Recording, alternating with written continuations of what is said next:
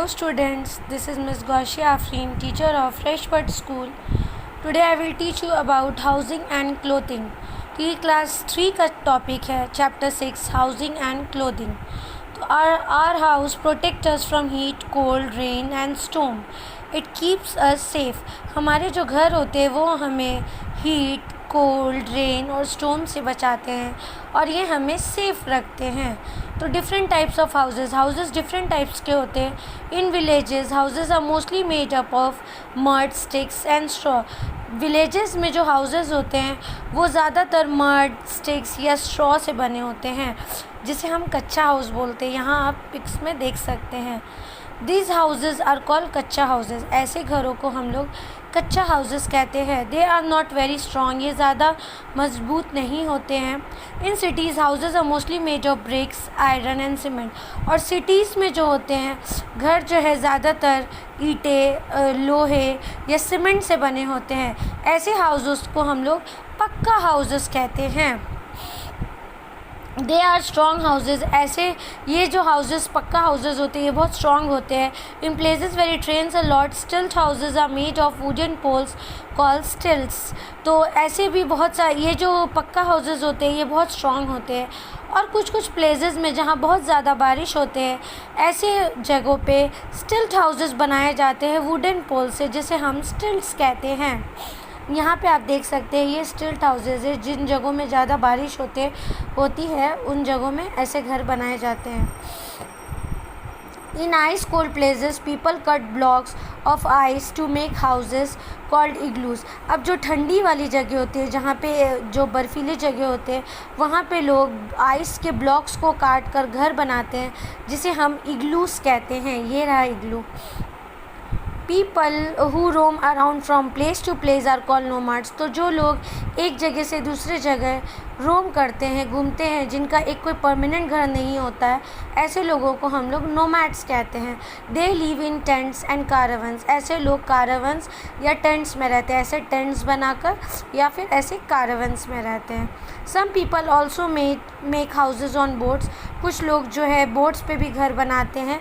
These are called house boats. तो ऐसे घरों को हम लोग हाउस बोट्स कहते हैं. ये आप देख सकते हैं ये एक हाउस बोट है. So next, good and clean house. House बड़ा हो या छोटा हो, इट कैन हैव वन और मैनी रूम्स. इनके एक रूम हो या बहुत सारे रूम हो. एक अच्छा घर जो होता है वो एयरी होना चाहिए और उनमें सनलाइट अंदर जानी चाहिए, मतलब सूरज की रोशनी अंदर प्रवेश करनी चाहिए. It should be kept clean. ऐसे घरों को हम लोगों को क्लीन रखना चाहिए, मतलब ऐसे घर के जैसे भी घर हो, छोटे हो बड़े हो, उन सारे घरों को हम लोगों को साफ़ सुथरा रखना चाहिए. एक क्लीन घर की वजह से हम लोग हेल्दी भी रहते हैं और हैप्पी भी रहते हैं. बहुत सारे इंसेक्ट्स और जर्म्स होते हैं जो डर्टी प्लेसेस में ग्रो करते हैं. ऐसे जर्म्स और इंसेक्ट्स जो है बहुत सारे डिसीज़ेस फैलाते हैं और हमारे जो गंदे घर होते हैं उनमें ऐसे डिसीज़ ग्रो करते हैं और हमें बीमार कर देते हैं. सनलाइट हमारे लिए बहुत ज़रूरी होता है. ये हमारे घरों को जर्म्स फ्री रखता है, जर्म्स को दूर रखता है. इसलिए जब भी कोई घर ले या घर बनाए तो उनके डोर और विंडोज़ ऐसे होने चाहिए जिससे लॉट्स ऑफ सनलाइट अंदर आते हो. क्लीन और फ्रेश एयर से हम लोग हेल्दी रहते हैं, तो डोर और विंडोज़ से हम लोगों को फ्रेश एयर अंदर आनी देनी चाहिए. ओपन एरियाज़ जैसे बैल्कोनीज़ और वेरेंडाज भी होनी चाहिए घर में, जिससे फ्रेश एयर घर के अंदर आ सके. प्लांट्स भी घरों में लगाने चाहिए, मीन्स पेड़ लगाने चाहिए, जिससे हमारे घरों में क्लीन एयर आए. वायर नेटिंग्स होनी चाहिए डोर्स और विंडोज़ में, जिससे इंसेक्ट्स, बाहर के जो इंसेक्ट्स होते हैं, मॉस्किटोज़ होते हैं, फ्लाइज होते हैं, वो अंदर ना आ पाए. वो नेट से जो है सिर्फ सनलाइट और एयर ही आ पाए. House hold wastage should be thrown into dustbin. घर के जितने भी गंदे होते हैं, कचड़े होते हैं, उनको डस्टबिन में ही फेंकना चाहिए, घरों में इधर उधर नहीं फेंकनी चाहिए. डस्टबिन भी कवर्ड होनी चाहिए. फ्लोर को हमेशा मॉप करते रहना चाहिए, मतलब पानी से उसको क्लीन करके रखना चाहिए. हम लोगों को एक जर्म क्लीनर भी यूज़ करने चाहिए जब हम लोग अपने फ्लोर को मॉप करें. बाथरूम और टॉयलेट्स को भी हमेशा साफ़ सुथरे रखने चाहिए और रेगुलरली क्लीन करने चाहिए.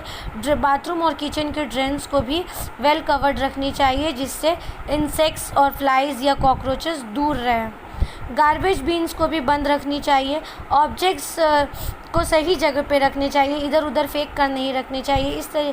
इसकी वजह से हमारा घर जो है साफ़ सुथरा और टाइडी दिखेगा. Now clothes and fibres. तो अभी जो हम लोग पढ़े वो हाउसिंग के बारे में पढ़े, अब हम लोग क्लोथ्स एंड फाइबर्स के बारे में पढ़ेंगे। तो we need clothes to cover our body and to keep us warm. हम लोगों को कपड़े की क्यों ज़रूरत है?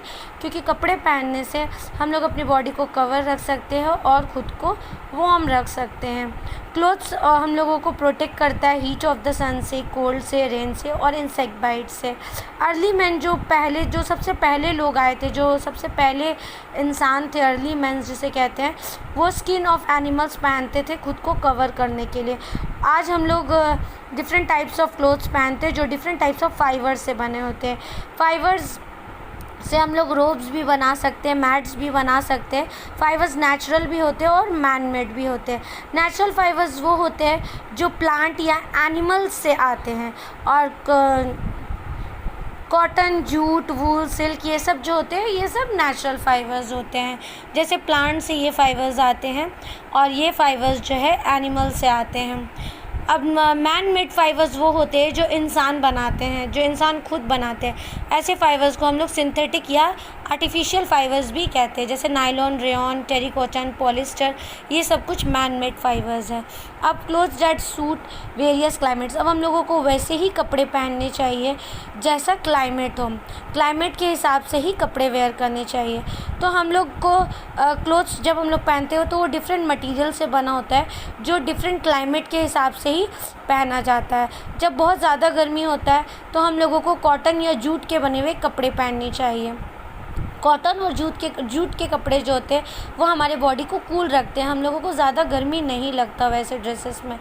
जब ज़्यादा ठंडी पड़ती है तो हम लोगों को ऊल या सिल्क के कपड़े पहनने चाहिए। वूलन और सिल्क क्लोथ्स जो होते हैं वो हमारे शरीर को गर्म रखते हैं और अंदर शरीर के जो हॉट एयर होते हैं उसको बाहर नहीं जाने देते हैं।